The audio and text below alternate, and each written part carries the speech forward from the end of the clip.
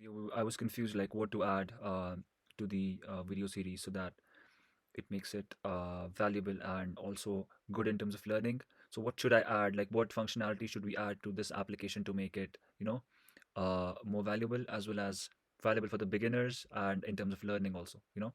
So I came up with an idea to add the authentication.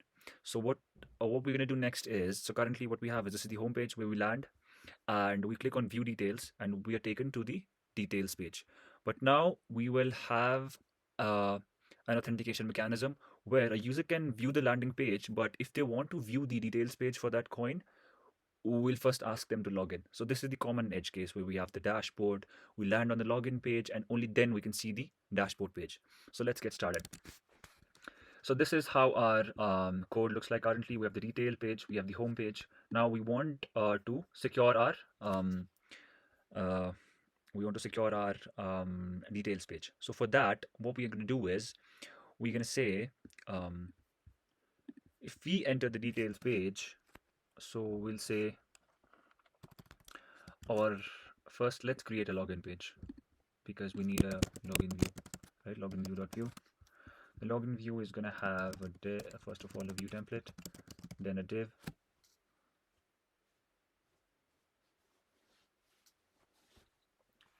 This div is going to have container, sorry, a class of container mx auto. Let's go to our Daisy UI. Do we have anything related to the forms? Data input. See, we have these inputs. Well, we need text input. Let's go here. Text input. Okay, text input with border. All right. So let's get the large one, LG. Let's get two of them. Let's create a form. Sorry, a form, and add these two inputs here. Type is going to be password. This is going to be an email, password, and rest is going to be the same. The router, let's add this page. Copy this, paste it here. Import this. Import login view from views, login view, and add it to here, login view, and call it login. Name it login. Let's go and visit the page and see if it's working. Login. Yeah, so this is our login page, right? Let's style it a little so it looks like a login page. What we're going to do is we're going to go to form. It's going to be a flex call. Okay. Class of m by 2. Copy this. Sorry, we already have a class. Why am I rewriting the class? M by 2. This will also have an m by 2. And do we have, like, let's remove this. These are my dummy passwords and emails. So email and password, let's bring them to the center. Let's give it a bg red 800 and see how much span it's taking. Yeah, so it's not taking the full height. Let's give it edge dash screen, so it takes the edge dash 100. Screen takes the full height. Let's see what's the class name for full height. Or we don't need to give it the full height. Let's give it like height of some percentage. Height 96. I think we should give it 96. That's fine. 96. H96. And tell it that it's a flex box. Align it into the center. Align end. Or align into the center. Item center. Okay, 1 second. What's happening here? Align center. Sorry, it's item center. Justify center. I tend to forget these tailwind classes. So this is the email. This is the password. Let's remove the bg red 800. It's just to, for visual help. So this is our login page, right? We'll give the admin any username and password, or email and password, and then login. Let's create a button, button, button, which will say login. and this button, let's get the button from here. Button. Let's get the white button. This one. Or should we get the glass button? No, it's okay. Let's get the white button. Let's keep it less whimsical in terms of design. White button. It will say login. Login. Okay. On click of login button, we're going to run a function which will log us into the application. So currently a login won't do anything. Let's go to methods. Let's create this function. We'll say this dot dollar router dot push push forward slash details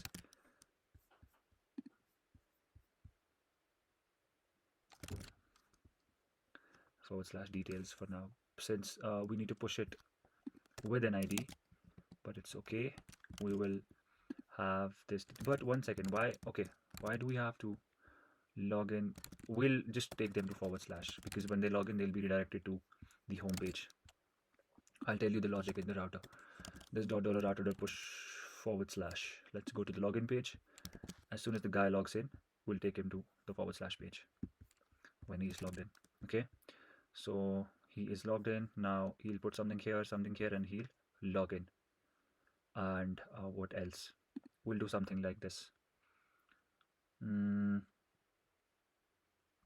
Local store. First of all, let's model these two. We model email. Copy this. I'm trying to show you the real world scenario of things. Email and password. Let's go and initialize these two variables. Data,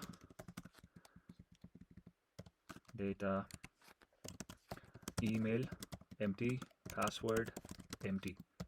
Okay, so now what I'm going to do is I'm going to say allowed email is abc@gmail.com, and allowed password is hello123. All right, let's imagine these are my email and password. This is my email and password. I'm putting this in here. So before we push them to the home page and log them into the application, what we're going to do is we're going to check if the entered email and entered password is matching the allowed email and allowed password.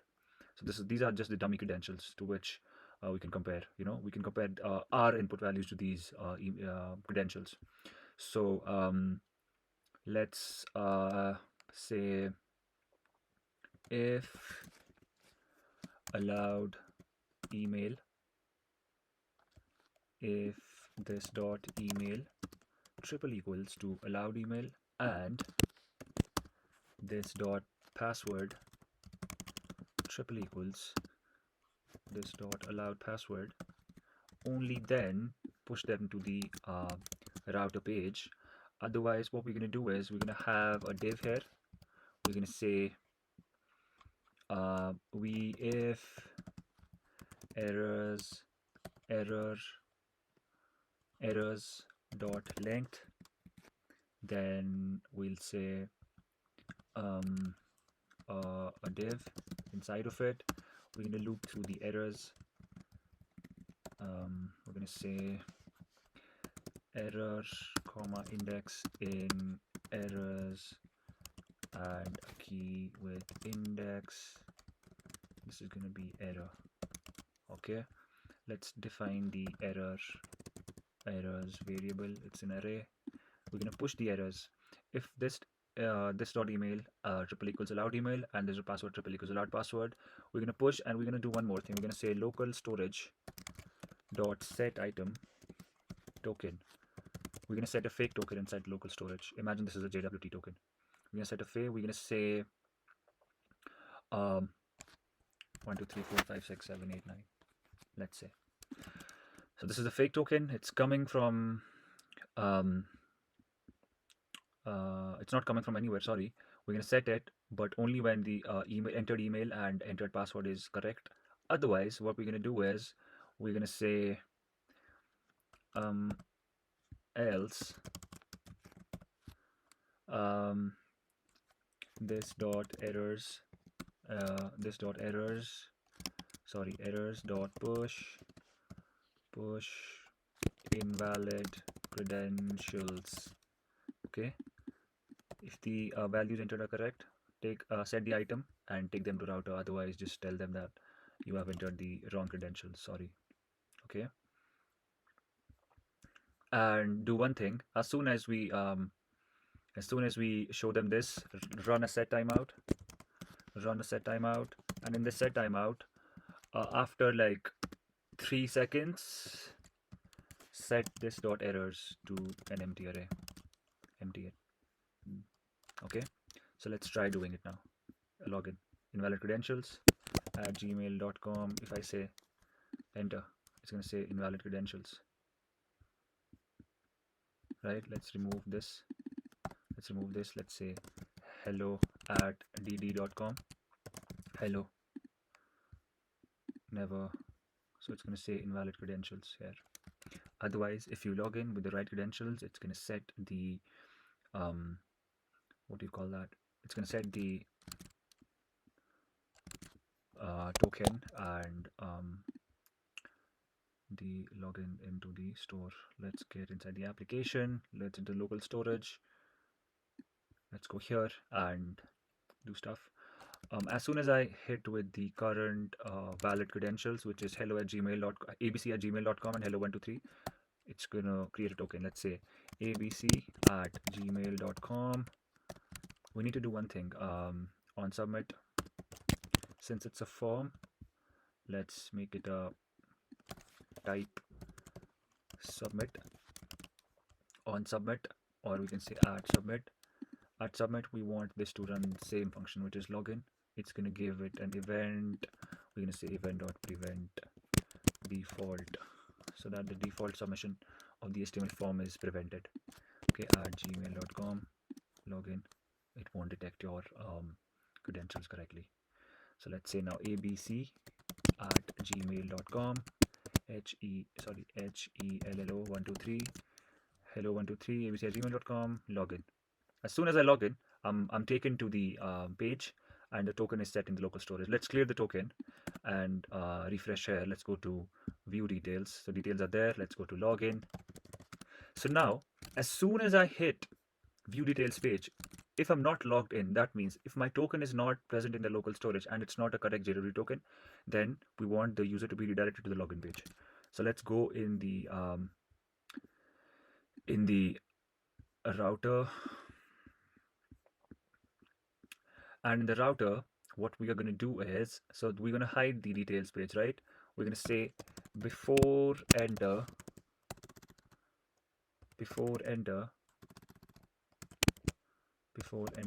run a function.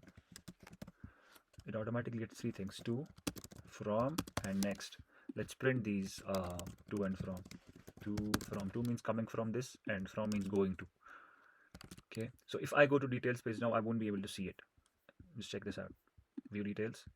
It's not going there because I'm not calling the next middleware, next function. As soon as I call next function, which is automatically passed as an argument to before enter function, it's basically a router guard. It's a middleware. It will go to view details page. All right. So let us see how we can achieve of checking that the user is logged in or not. So what we're going to do is we're going to say const is user logged in. It's going to be a function.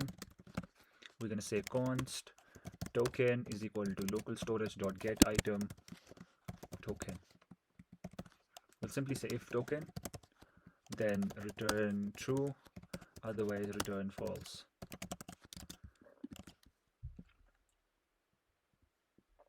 Or I have another way of which is more standard way of doing stuff, is like if I go here and I say meta, I say requires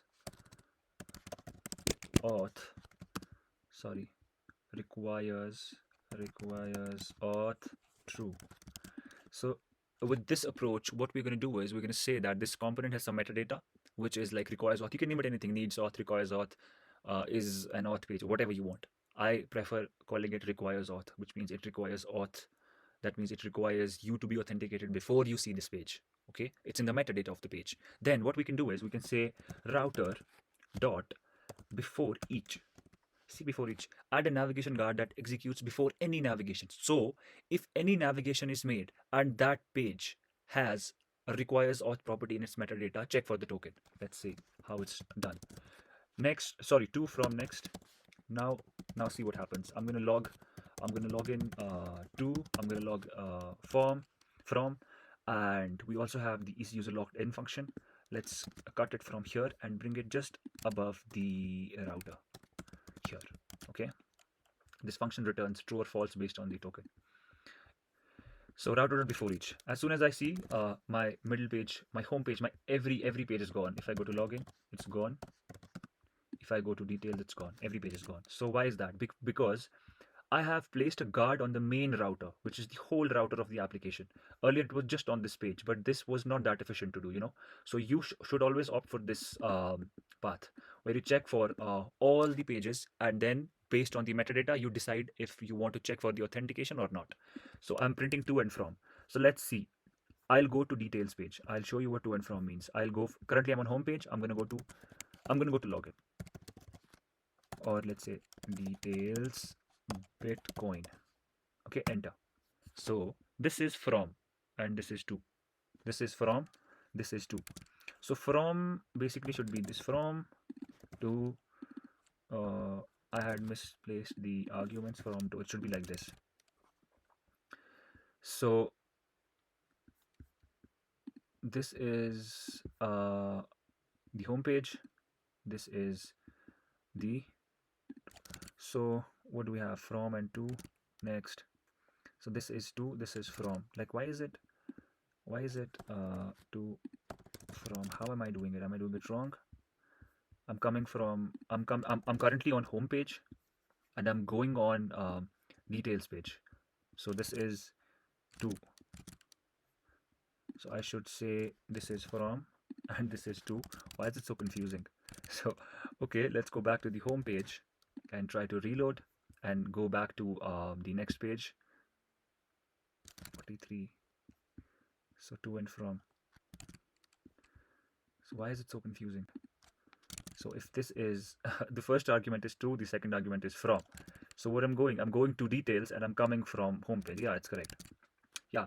So if you are going to any page and that page has a metadata and it requires auth, then let's do an if condition. If to dot meta dot requires auth, then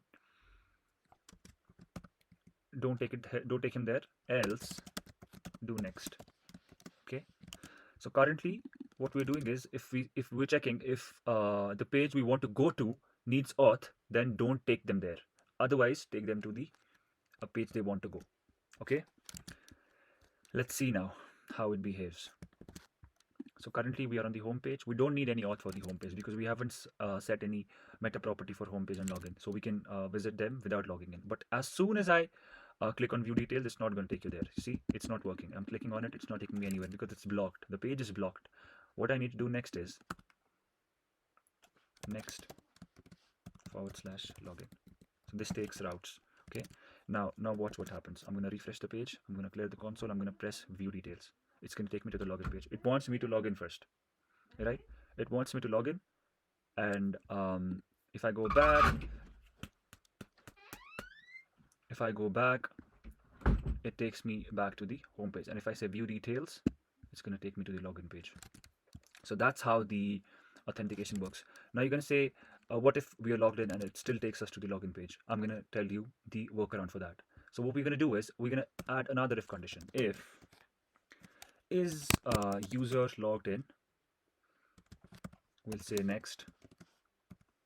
We're going to call the next, else we're going to say next login. So that's how it's going to look. If it requires auth, then if the user is logged in,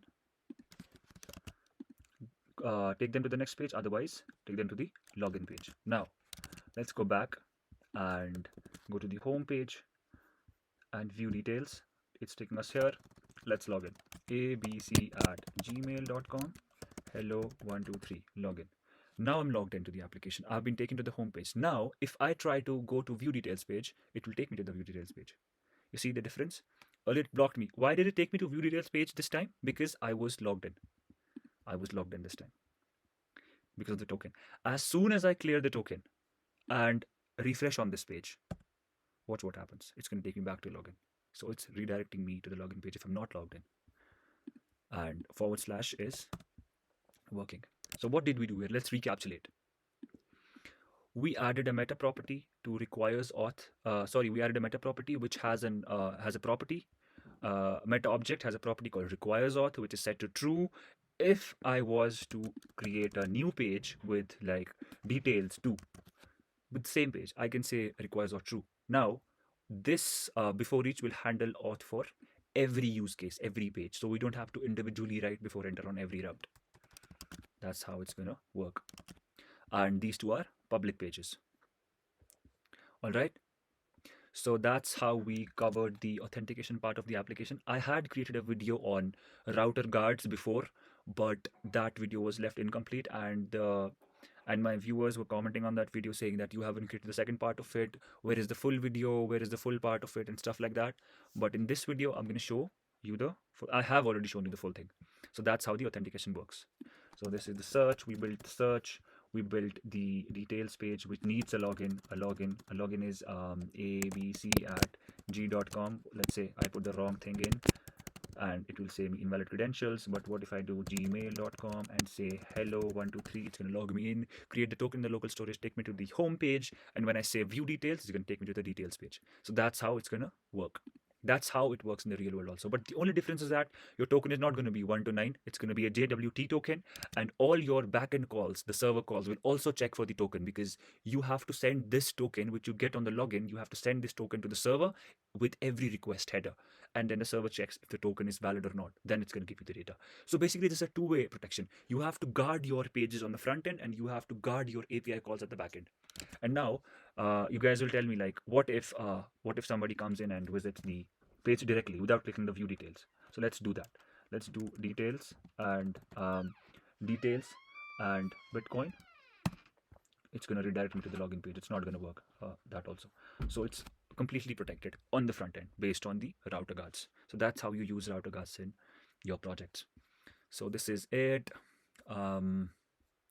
Let's see what else we can add in this video series. For now, let me end the video and let me think what else can add value to this video series.